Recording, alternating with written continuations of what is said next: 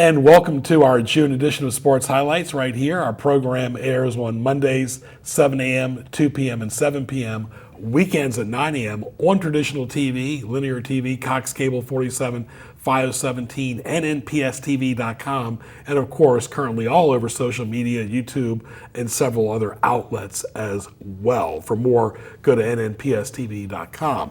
Our guests are JoVonn Quillen and Rodney Howard. JoVonn Quillen is a former James Madison and Christopher Newport football player who went to Kecoughtan High School. Good to see you, JoVonn. How you doing? I guess it all started for you before you went to Kecoughtan because your father was such a great influence on your football career. Talk about the young JoVonn playing, when you were younger. Well, playing rec league, I couldn't play till I was 9. So he put me in wrestling at Warwick High School with the rec league, and I wrestled from 5 till I was 8 so I can play rec league football. And that's when I started playing at Hampton Recreation at Armstrong as a quarterback. Mm-hmm. I guess your dad always taught you hard work. There's no shortcuts because he took no shortcuts. He paid his dues as an assistant on several different levels before he became a head coach. So it was more about reputation, being consistent, being on time, and that leads on to real life too. Mm-hmm. So he stayed on me about that. Yeah, I mean, he sustained for several decades. One thing I look back at your dad, he didn't stay at too many places that long. He made his mark and he left. Yeah. He coached the Heritage 2 times around. Yes. And he was also the coach of the Poseidons. We did one of his games. So he had experience at all different levels. Yes, sir.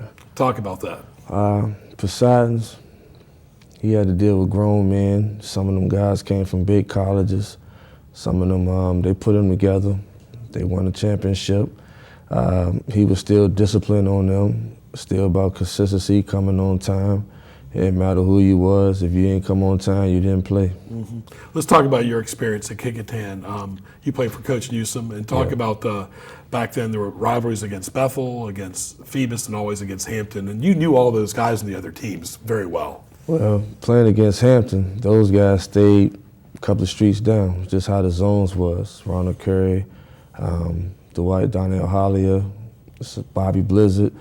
Playing Hampton, it was fun. Playing Bethel, we never lost, but it was fun. Mm-hmm. I still knew those guys from rec league, so Phoebus was tough. Mm-hmm. Yeah, and of course, you guys went to the state championship. Talk about that game that you played, and that was at Norfolk State. Yeah, it was a bad game. Started off hot. They had a good team. Got real cold out there. They picked on what we was doing. One thing that hurt us was the microphones went off, so the coaches didn't have no communication. Mm-hmm. So what they seen on the booth, not making no excuses, but that's one of the things that happened. Yeah. And I don't think we played our best game. Yeah, very good. But you still made it, and that's still an accomplishment as well. As we're talking to JoVonn Quillen, he's a former James Madison and Christopher Newport football player. All right, let's switch gears to James Madison. You did leave and go to CNU, but talk about your time at James Madison, what you learned playing at that level. And now, of course, they're playing Division I. Well, it helped me out because I had to go to junior college first in Mississippi. I played against guys that went to Alabama, Georgia, Florida, Ole Miss. So playing against that competition every week and practicing against those guys, it helped me get ready for James Madison. I wasn't initially supposed to go there. I was sent to junior college by Mac Brown in North Carolina. So he left, goes to Texas. My head coach is at James Madison, and I end up at James Madison. How'd you like living up there in Harrisonburg? It was different, yeah. A little cold in the mountains. I didn't know nothing about the cabinets. They had fake snow where you could slide down. Yeah. It was a good experience. You talk about Massanutten at the ski resort. Yes. Absolutely. And of course, then you came home to CNU, and you were one of the big names that played for CNU. Yeah, I didn't do what I was supposed to do as far as book work. Mm-hmm. So I had to transfer down to CNU.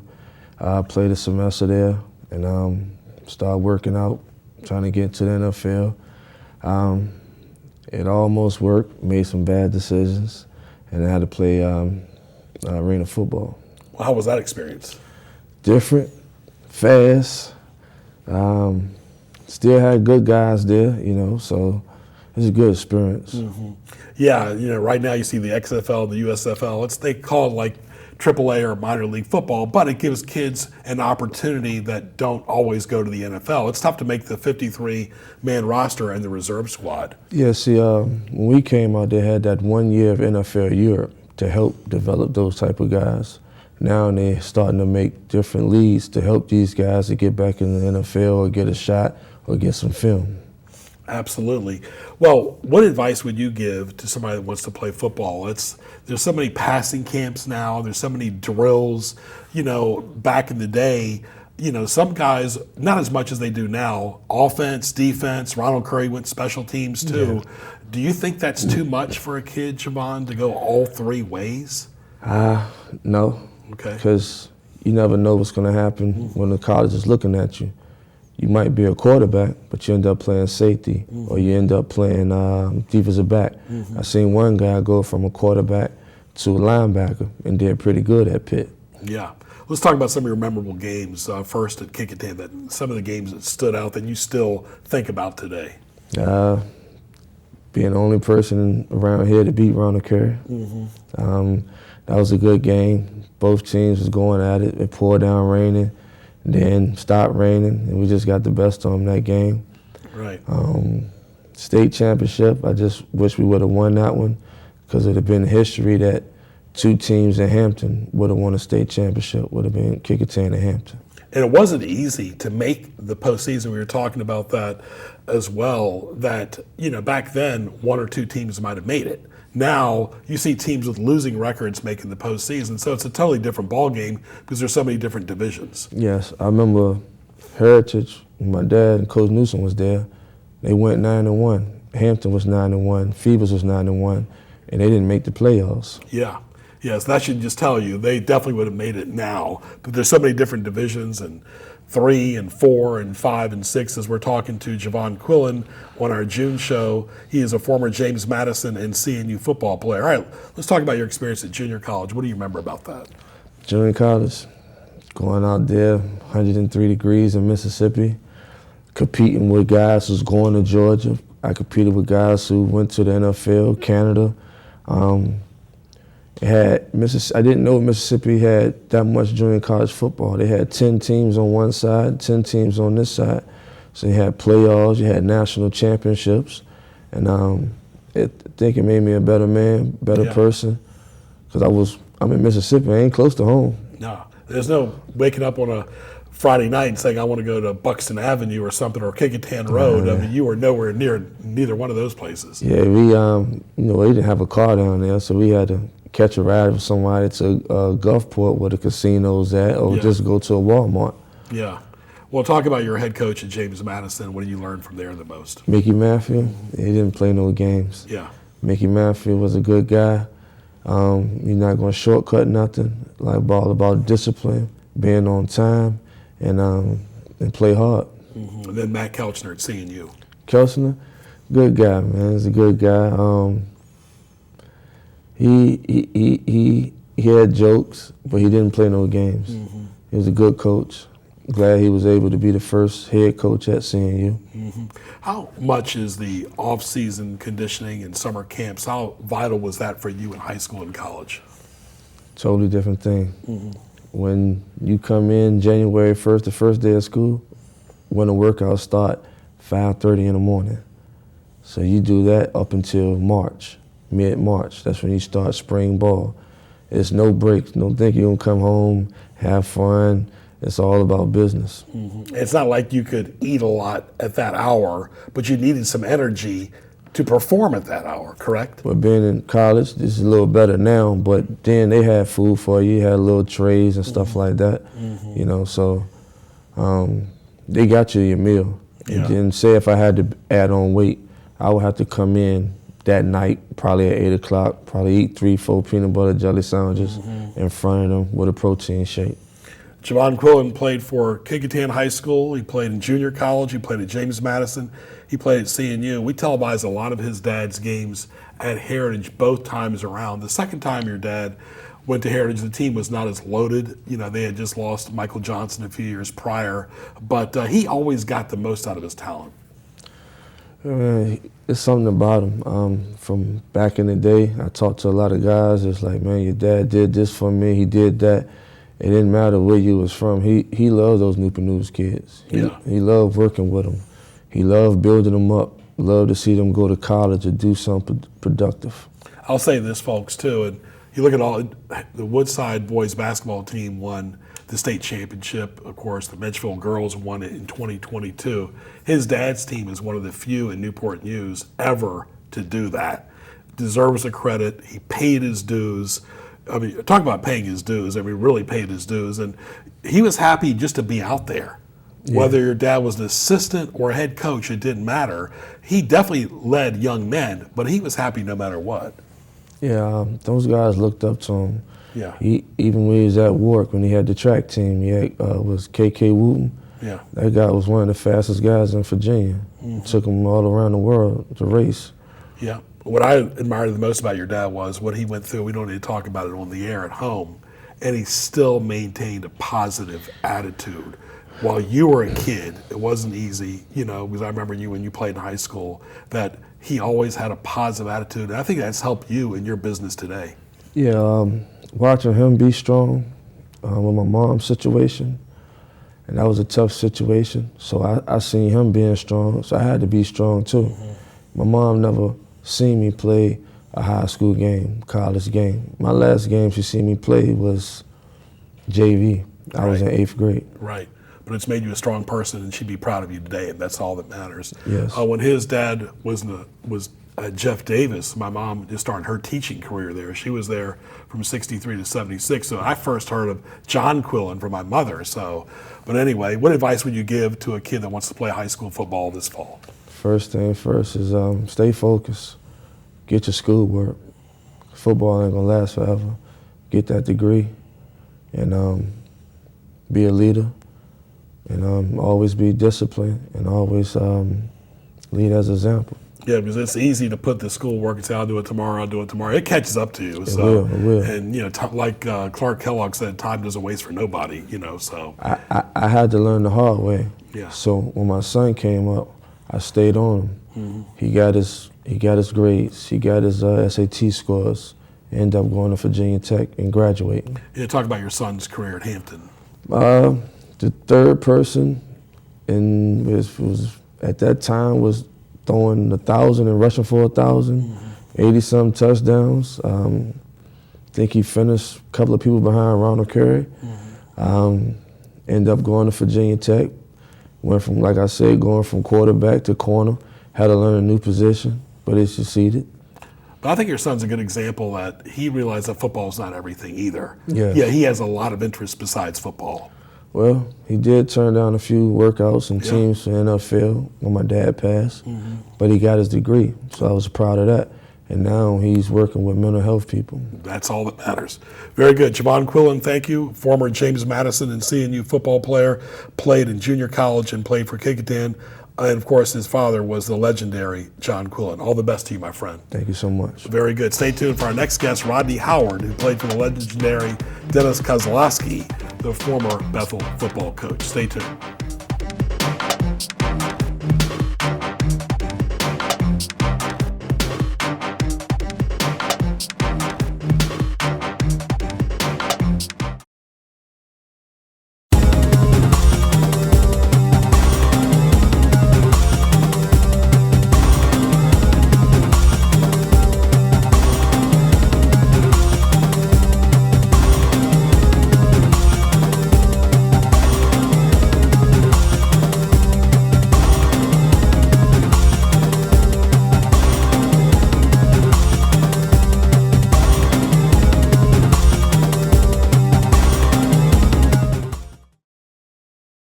You're watching NNPS TV.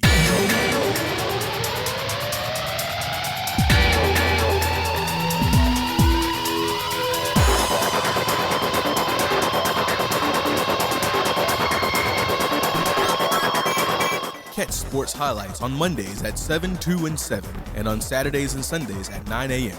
Visit us online at nnpstv.com to view all your favorite episodes. NNPS TV, watching education happen.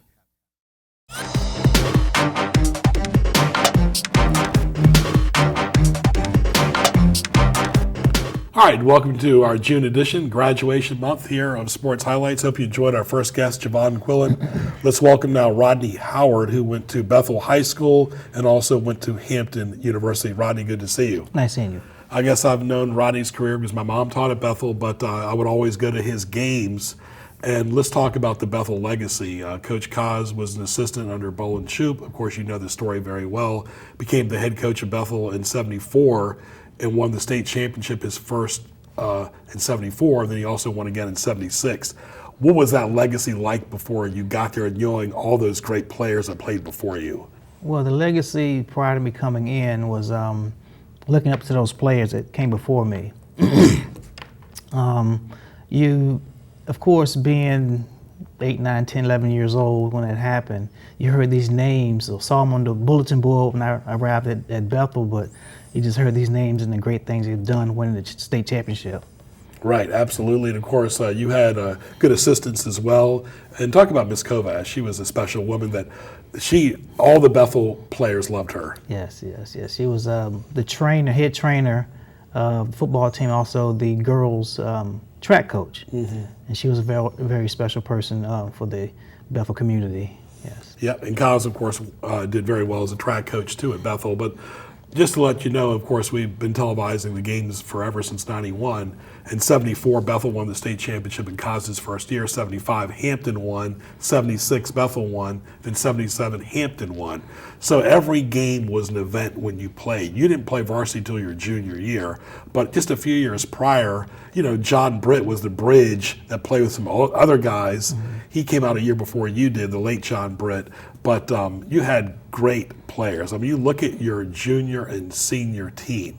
Your junior team had, of course, Creighton and Mickey Incarmenius. You had Carl Barkers. You had Carl Watts. You had D.D. Van, Terry Van, Greg Morris, John Britt, like we said. It was a who's who among Division I athletes. Right. I've not seen a Bethel team, in my opinion, better than your junior team ever.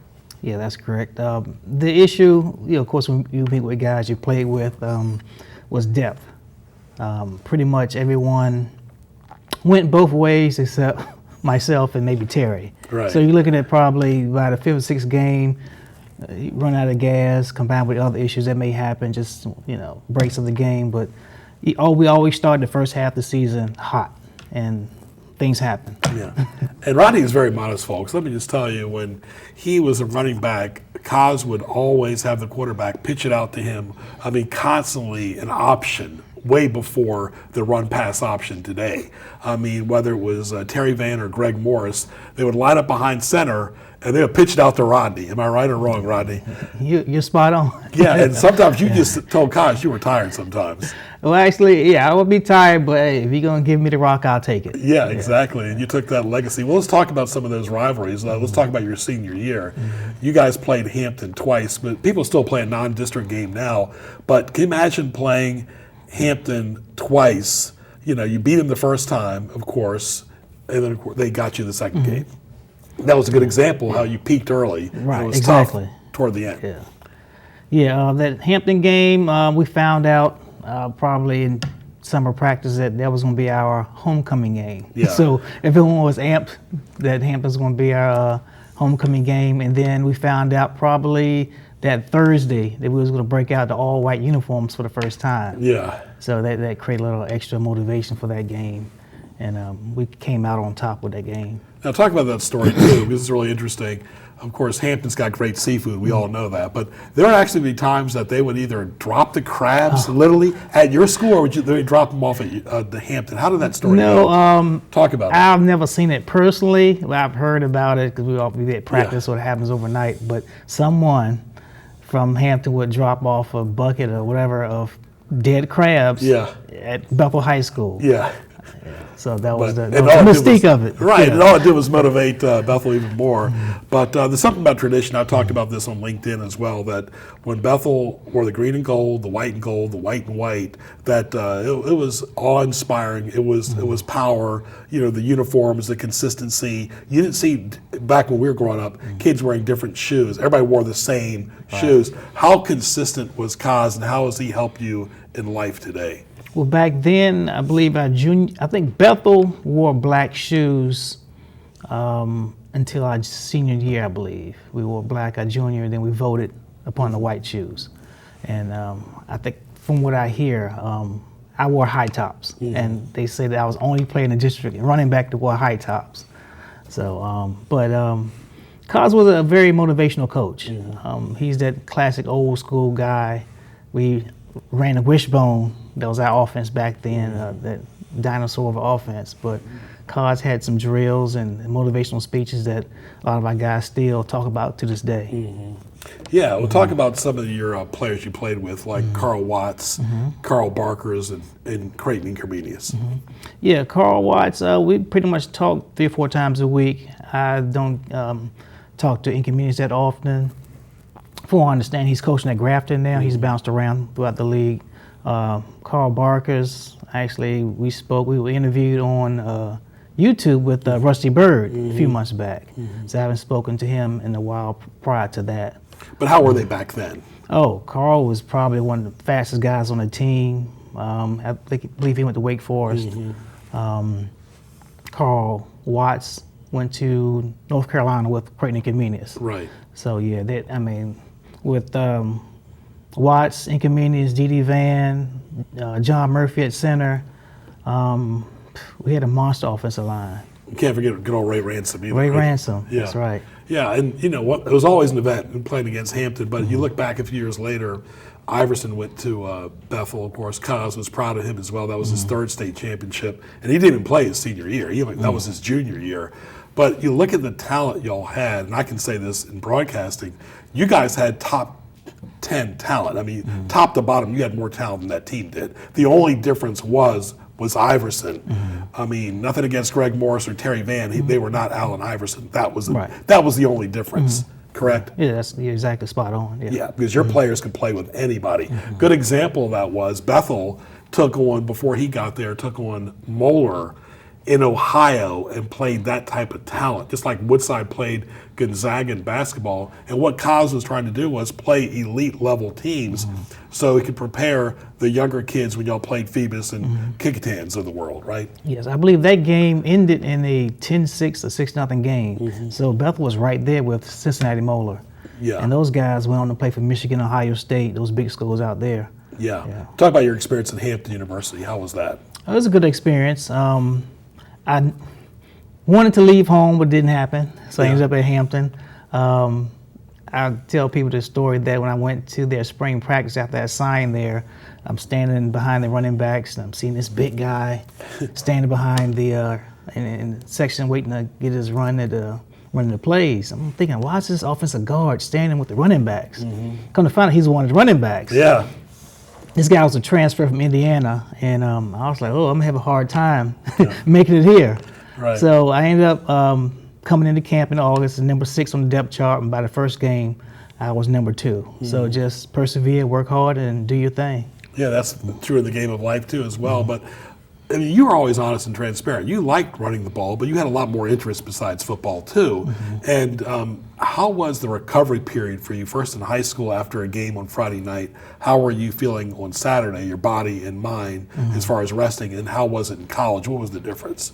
Well, it wasn't too bad for me because I didn't like to get hit. Yep. So although I ran the ball 25, 30 times a game, I didn't take many direct hits. So I wasn't that sore coming, Saturday morning or Sunday morning after a game.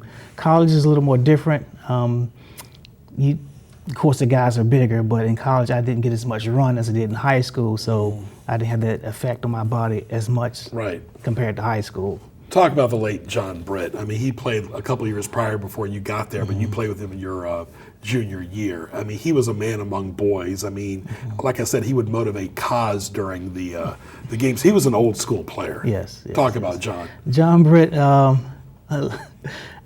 One of the main memories of John Britt was seeing him play with 2 casts on his arms, and there was a question about whether they was going to let him play because of his injury, and that was a big thing. One of the main memories I had of John. But John was a a Dick Buckus of Bethel High School. Yeah, the best defensive player they've ever had, bar none. Iverson was probably second, but he was not as good as John Britt was. John was a beast. And of course, how about Terrell Britt? Terrell Britt was the same thing. Terrell was the more quieter of the two, Yeah. but still he could get the job done. Right, because he was used to John being the loud talker. Right, So he kind of played, but his senior year, he played solo because Right. John had already graduated. What advice would you give to somebody that wants to play football, and talk about some of your interests away from football today? Stay, as far as a lot of the kids with the social media, stay off of Instagram as far as putting any negative posts up there, because once it's on Instagram, it's on there. And if you're trying to go to college, everyone sees what you're posting, so don't put anything that may come back to haunt you. Hit the books and stay physically fit. That's the main three. Yeah, because you're always going to have obstacles in life. It's about mental and physical perseverance. People will try to knock you down, but you Right. get back up. And I think that's what's so good about sports is you're getting hit all the time, especially you did. Right. But is that one of the reasons like you like to run toward the sidelines because you couldn't get hit out there? Exactly. Yeah. Exactly. I mean, you did. Yeah. You know, what when they did pitch the ball out to you, I mean, how about catching the ball? Did Terry or Greg throw the ball much to you back then?